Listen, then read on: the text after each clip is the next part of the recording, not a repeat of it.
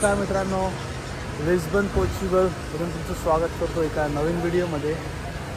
आज मी आहे लिस्बनमध्ये आणि लिस्बन ॲज युजल खूप बिझी असते।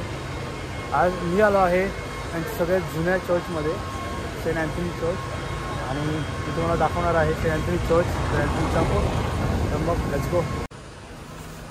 तर लिस्बन पोर्चुगलचं सगळ्यात फेमस टुरिस्ट डेस्टिनेशन माझ्यासमोर तुम्ही बघू शकता। आता सेंट अँथनीचं म्युझियम आणि सेंट अँथनीचं चर्च। लिस्बनमध्ये अनेक जागा आहेत बघण्यासाठी, अनेक टुरिस्ट स्पॉट्स आहेत।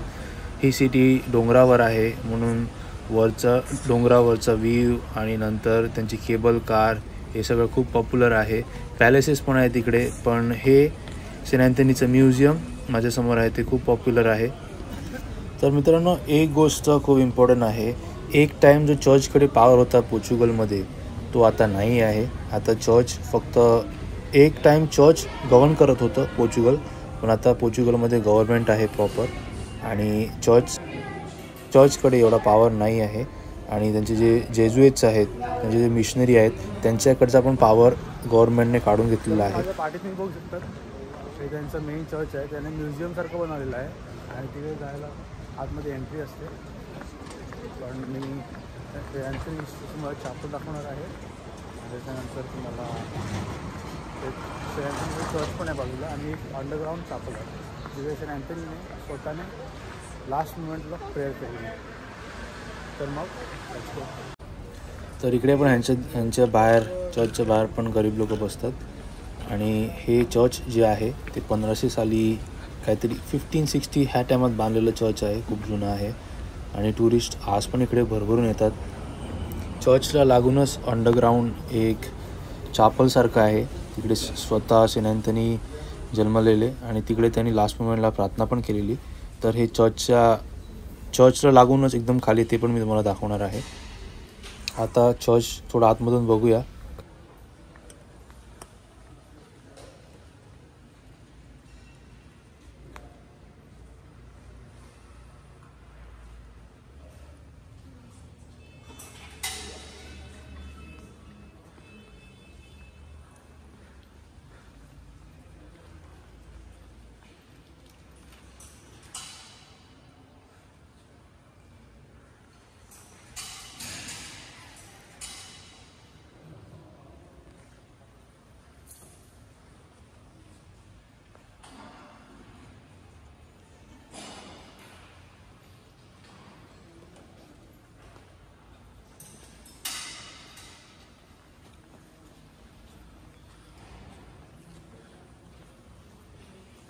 हे बघा, मेणबत्त्या पण या लोकांनी इलेक्ट्रॉनिक बनवलेल्या आहेत। पैसे टाका आणि लाईट पेटतील, त्याने एक सोर्स ऑफ इन्कम केलेला आहे तो।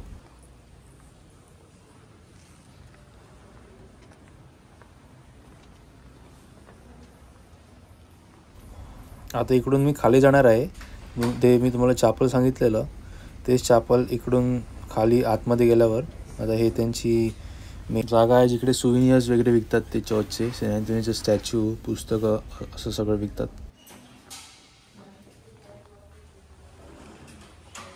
छोटंसं ऑल्टर आहे जिकडे फादर मिसा चालू व्हायच्या अगोदर येतात।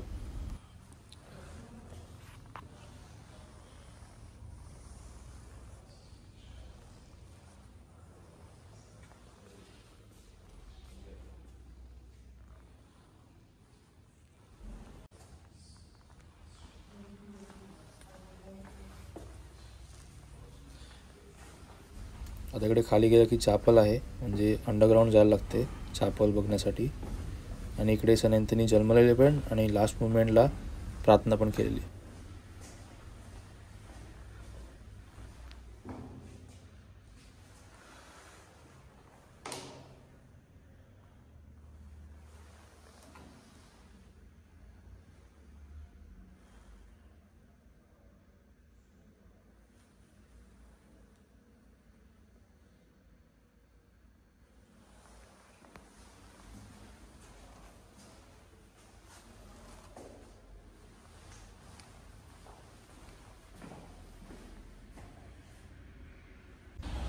आता बाहेर आलं की चर्चच्या लेफ्ट साईडलाच एक सेंट अँथनीचं स्टॅच्यू आहे आणि थोड्या पुढं गेलं की सेंट अँथनीचं एक छोटंसं परत म्युझियम आहे, जिकडे सेंट अँथनीचे स्टॅच्यू ठेवलेले आहेत आणि सिस्टरचं एक कॉन्व्हेंट टाईप आहे.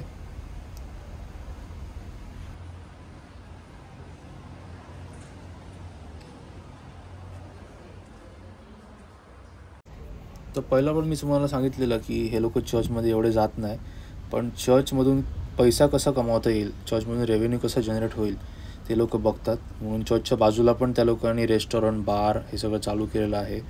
असे कारण हे हिस्टॉरिकल साईट्स आहेत आणि लोक खूप येतात, म्हणून साईडला बार काढल्यामुळे लोक बारमध्ये नंतर हे बघा चर्चच्या बाजूला एकदम त्यांचे बार आणि रेस्टॉरंट आहेत एकदम चर्चला लागून. असं तुम्ही कधी बघितलं नसेल इंडियामध्ये, पण इकडे असं होते. आणि या बाजूला लागूनच एकदम संत्र्याची झाडं पण आहेत.